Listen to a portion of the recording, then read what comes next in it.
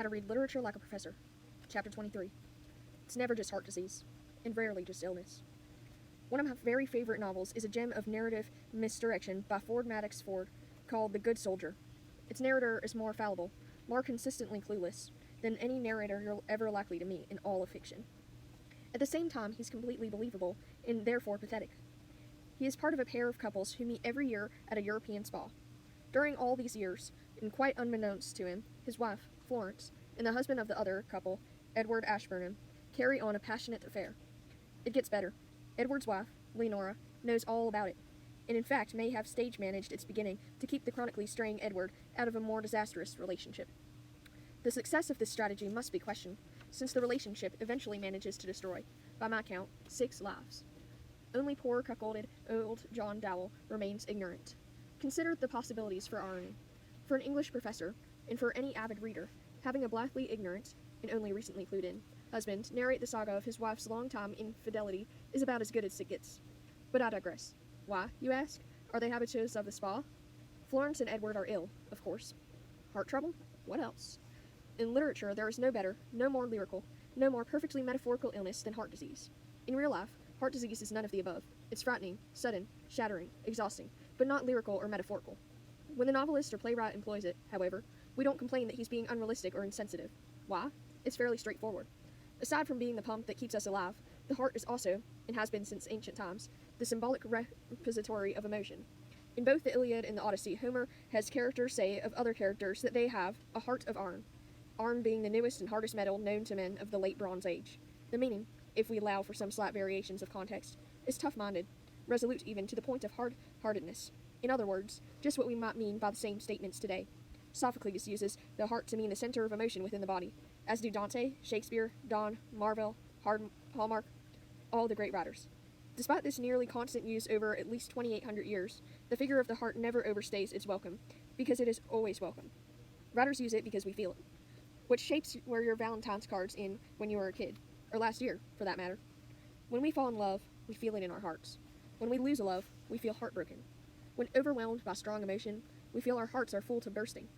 Everybody knows this. Everybody intuitively senses this. What, then, can the writer do with this knowledge?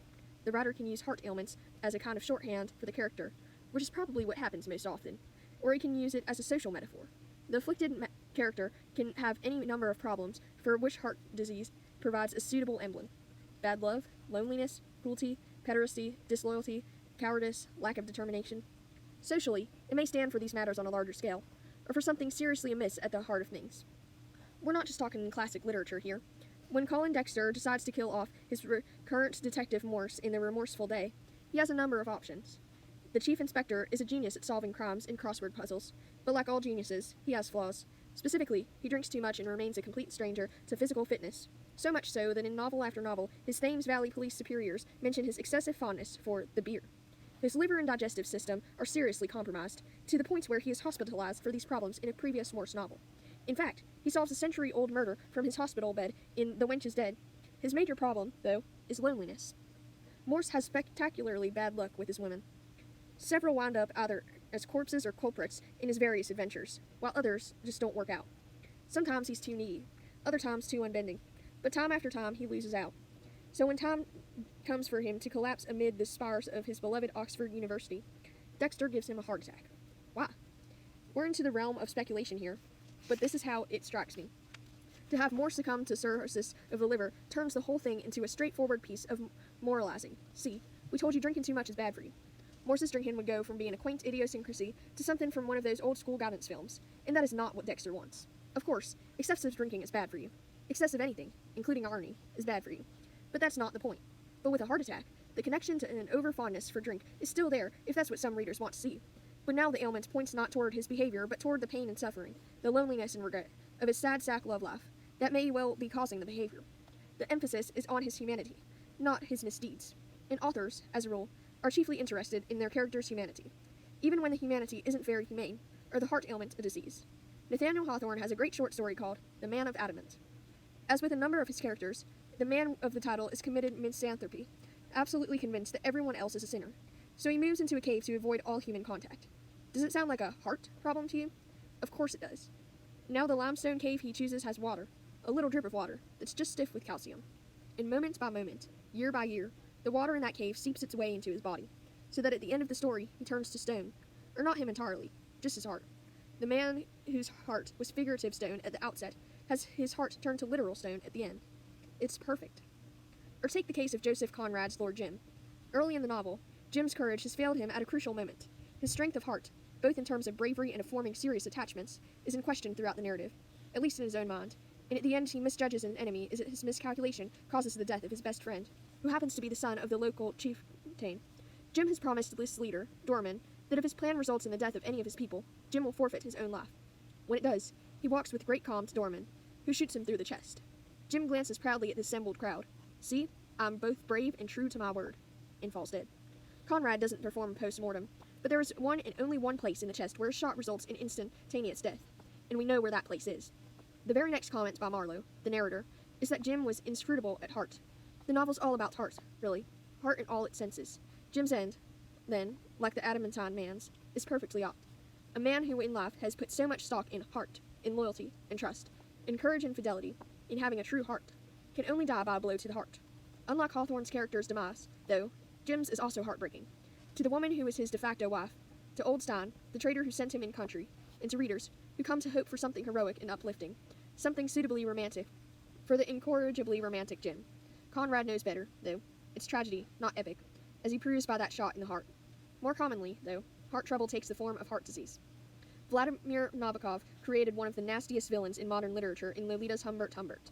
His self-absorption and obsession led him to cruelty, statutory, rape, murder, and the destruction of several lives. His darling Dolores, the Lolita of the title, can never lead a psychologically or spiritually whole adult life. Her two seducers, Clara Quilty is dead and Humbert is in jail, where he dies, somewhat unexpectedly, of heart failure. Throughout the whole novel, he's had a defective heart in the figurative sense, so how else could he die? He may or may not need to die, but if he does buy the farm, there's only one death symbolically appropriate to his situation. Nobody had to tell that to Nabokov. As a practical manner, then, we readers can play this two ways. If heart trouble shows up in the novel or play, we start looking for its signification, and we usually don't have to hunt too hard. The other way around, if we see that characters have difficulties of the heart, we won't be too surprised when emotional trouble becomes the physical ailment and when the cardiac episode appears. Now, about that irony. Remember Florence and Edward, the wayward spouses with heart trouble? Just what, you ask, is wrong with their hearts? Not a thing in the world. Physically, that is. Faithlessness, selfishness, cruelty, those things are wrong, and ultimately those things kill them. But physically, the hearts are completely sound. So why did I say earlier they suffer from heart disease? Haven't I just violated the principle of this chapter? Not really. Their choice of illness is quite telling. Each of them elects to employ a fragile heart as a device to deceive their respective spouse, to be able to construct an elaborate personal fiction based on heart disease, to announce to the world that he or she suffers from a bad heart. And in each case, the lie is, on another level, absolutely true. As I said earlier, it doesn't get better than that. At the beginning of James Joyce's wonderful story, The Sisters, the unnamed young narrator mentions that his old friend and mentor, a priest, is dying. There is no hope. For him, this time, we're told. Already, your reader's radar should be on full alert. A priest with no hope? Not hard to recognize in such a statement a host of possibilities for interpretive play, and indeed those possibilities are realized throughout the story. What's of immediate interest here, though, is how the priest got that way. He's had a stroke, not his first, and has left him paralyzed. Paralysis is a word that fascinates the young boy. Quite apart from its meaning, he yokes it with simony and gnomon, in a triad of words to obsess over. For us, however, it's the notion of paralysis and stroke that intrigues. Anyone who has ever had to watch a loved one deteriorate after a massive stroke will no doubt look askance at the very idea of such frustration and misery being in some way intriguing, fascinating, or picturesque, and quite rightly. But as we've seen time and again, what we feel in real life and what we feel in our reading lives can be quite different. From this little story, the condition of paralysis grows into one of Joyce's great themes. Dublin is a city in which the inhabitants are paralyzed by the strictures laid upon them by church, state, and convention.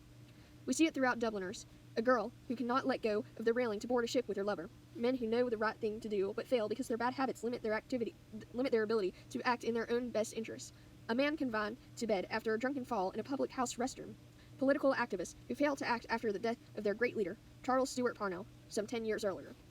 It shows up again and again in a portrait of the artist as a young man, in Ulysses, and even in Finnegan's Wake. Of course, most maladies in most short stories, or even novels, are not quite so productive of meaning. For Joyce, however, paralysis, physical, moral, social, spiritual, intellectual, political, informs his whole career. Until the 20th century, disease was mysterious.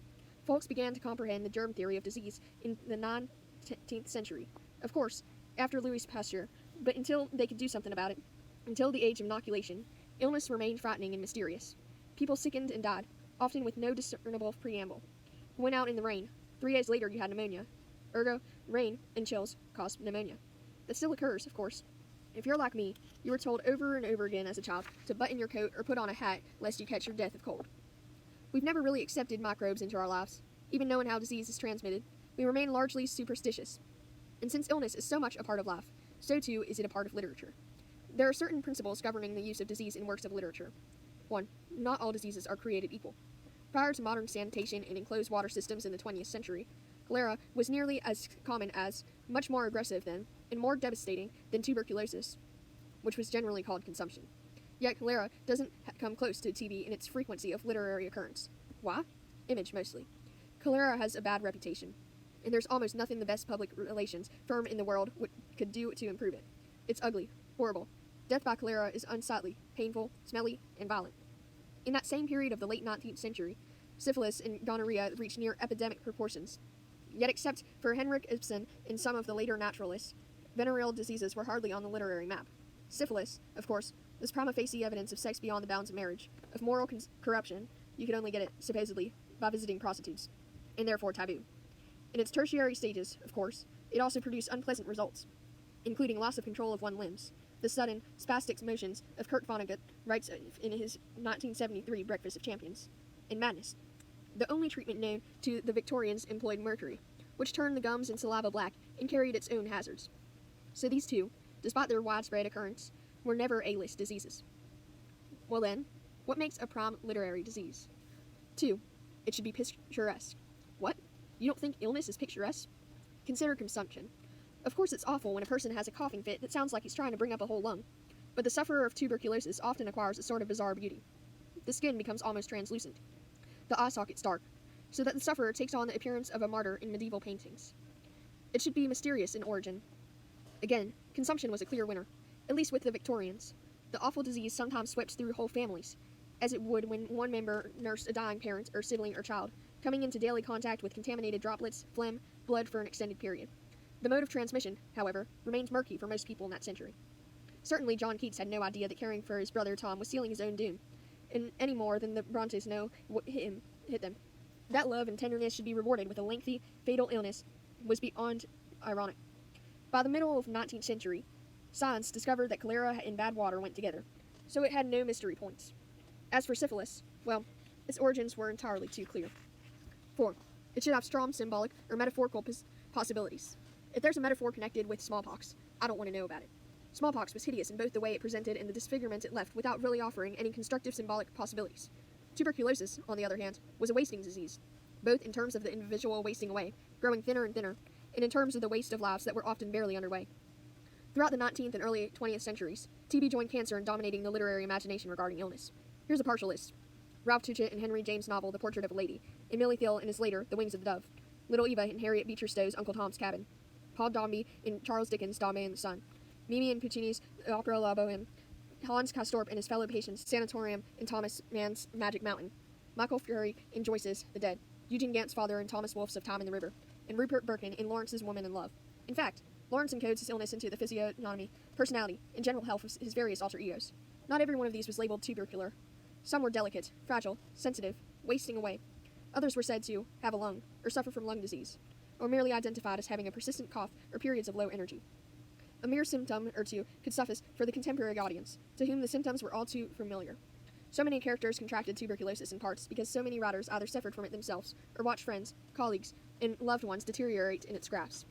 In addition to Keats and the Brontes, Robert Louis Stevenson, Catherine Mansfield, Lawrence, Frederick Chopin, Ralph Waldo Emerson, Henry David Thoreau, Franz Kafka, and Percy Bysshe Shelley form a fair beginning toward a who's who of artistic consumptives. In her study Illness as a Metaphor, Susan Sontag brilliantly discusses the reasons for the disease's popularity as a subject and the metaphorical uses to which it was put.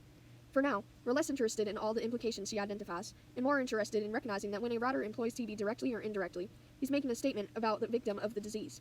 His choice, while no doubt carrying a strong element of verisimilitude, also very likely houses symbolic or metaphorical intentions. This fourth consideration, the metaphorical possibilities a disease offers, generally overrides all others. A sufficiently compelling metaphor can induce an author to bring an otherwise objectionable illness into a work. A good example would be plague. As an instance of individual suffering, bubonic plague is no bonus, but in terms of widespread societal devastation, is a champion. In two works written a mere 2,500 years apart, plague successfully takes center stage. In Oedipus Rex Sophocles, his Thebes hit by various plagues, withered crops, stillborn children, the works. But here, as in general use, plague carries with it the implication of bubonic. It comes to mean what we think of as plague, in fact, because it can lay waste to whole cities in short order, because it sweeps through populations as a visitation of divine wrath. And of course, divine wrath is the order of the day at the beginning of Sophocles' plague.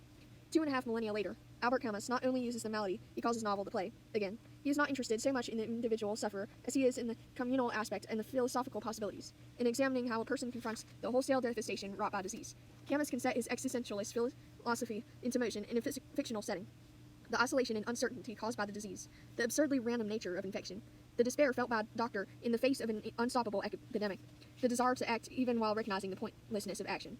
How neither Camus nor Sophocles' use is particularly subtle or hard to get, but in their own overt way, they teach us how other writers may use illness when it is less central.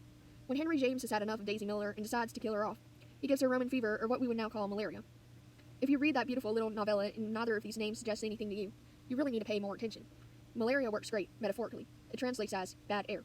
Daisy has suffered from figurative bad air, malicious gossip and hostile public opinion, throughout her stay in Rome. As the name implies, it was formerly thought that the illness was contracted from harmful vapors in hot, moist night air. No one suspected that the problem might lie with those darn mosquitoes that were biting them on those hot, moist nights. So the notion of poisonous vapors would work nicely. Still, the older name used by James, Roman fever, is even better. Daisy does indeed suffer from Roman fever, from the overheated state that makes her frantic to join the elite. We're dying to be exclusive, she says early on, while at the same time causing the disapproval of the Europeanized Americans who reside permanently in Rome at every turn. When she makes her fatal midnight trip to the Colosseum and she sees the object of, if not her affections, then at least her interests, Winterbourne, he ignores her, prompting her to say, "He cuts me dead." And the next thing we know, she is dead. Does the manner of her death matter? Of course. Roman fever perfectly captures what happens to Daisy, this fresh young thing from the wilds of Schenectady, who is destroyed by the clash between her own vitality and the rotten atmosphere of this oldest of the old world cities. James is a literary realist, hardly the most flamboyantly symbolic of writers. But when he can kill off a character in a highly lifelike way while employing an apt metaphor for her demise, he doesn't hesitate. Another great 19th century realist who sees the figurative value of illness is Henrik Ibsen. In his breakthrough play, A Doll's House, he includes a neighbor to the Helmer family, Dr. Rank, who is dying of tuberculosis of the spine. Dr. Rank's illness is uncommon only in terms of its location. Tuberculosis can settle in any part of the body, although the respiratory system is the one we always think of. Here's the interesting part. Rank says he inherited this disease from his father's dissolute living. Aha! Now, instead of being a mere ailment, his condition becomes an indictment of parental misdeeds, a strong thematic statement in its own right, and, as we latter-day cynics can recognize, a coded reference to an entirely different pair of letters, not TB, but VD.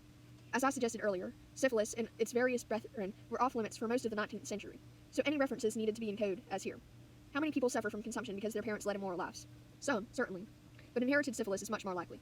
In fact, emboldened by his experiments here, Ibsen returned to the notion several years later in Ghosts, in which he has a young man losing his mind as the result of inherited tertiary syphilis. Intergenerational tensions, responsibilities, and misdeeds are some of Ibsen's abiding themes, so it's not surprising that such an ailment would resonate with him. Naturally, what gets encoded in a literary disease is largely up to the writer and the reader. When, in course of Justine, the first novel of Lawrence Durrell's Alexandria Quartet, the narrator's lover, Melissa, succumbs to tuberculosis. He means something very different from what Ibsen means.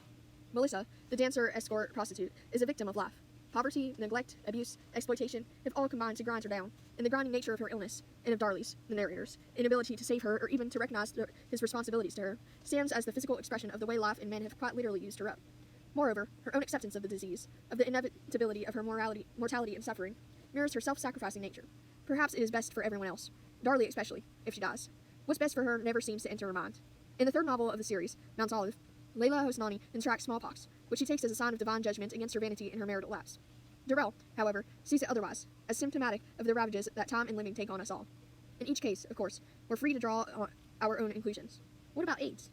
Every age has its special disease. The Romantics and Victorians had consumption. We have AIDS. For a while in the middle of the 20th century, it looks like polio would be the disease of the century. Everyone knew people who died, or wound up on crutches, or lived in iron lungs because of that terrible and terrifying disease. Although I was born the year Dr. Jonas Salk made his blessed discovery of a vaccine, I can remember parents during my youth who still wouldn't let their children go into a public swimming pool. Even when conquered, polio had a powerful grip on the imaginations of my parents' generation. For some reason, though, that imagination did not become literary.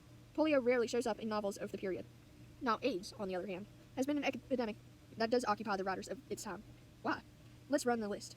Picturesque? Certainly not, but it shares that terrible, dramatic wasting quality of consumption. Mysterious? It was when it showed up, and even now this virus that can mutate in infinite ways to thwart nearly any treatment eludes our efforts to corral it. Symbolic? Most definitely.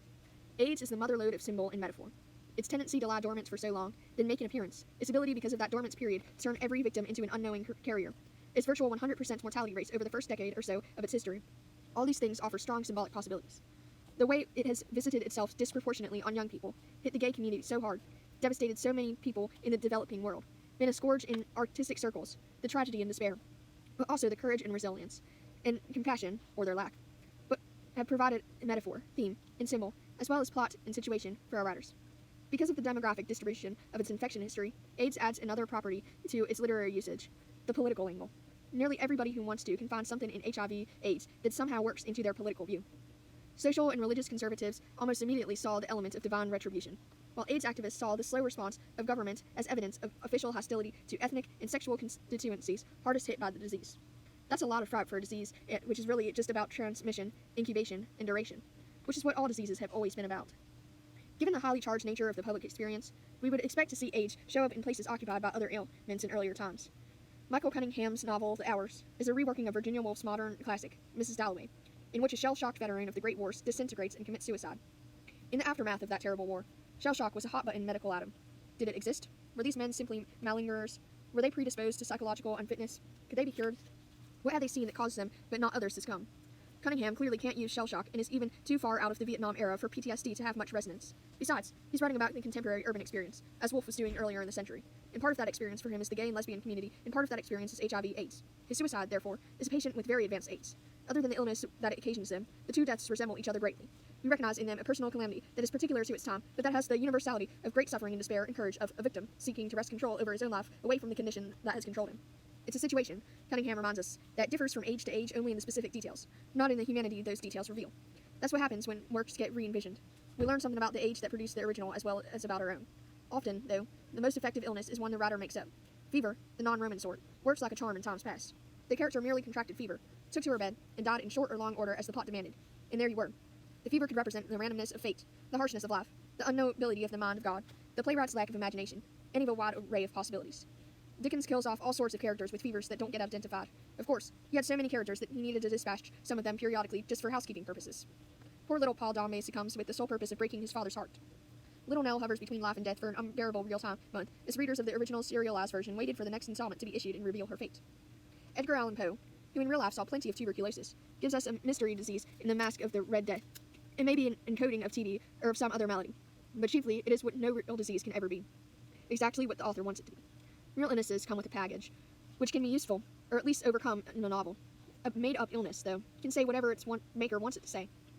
It's too bad modern writers lost the generic fever and the mystery malady when modern medicine got so it could identify virtually any microbe and thereby diagnose virtually any disease. This strikes me as a case where the cure is definitely worse than the disease, at least for literature.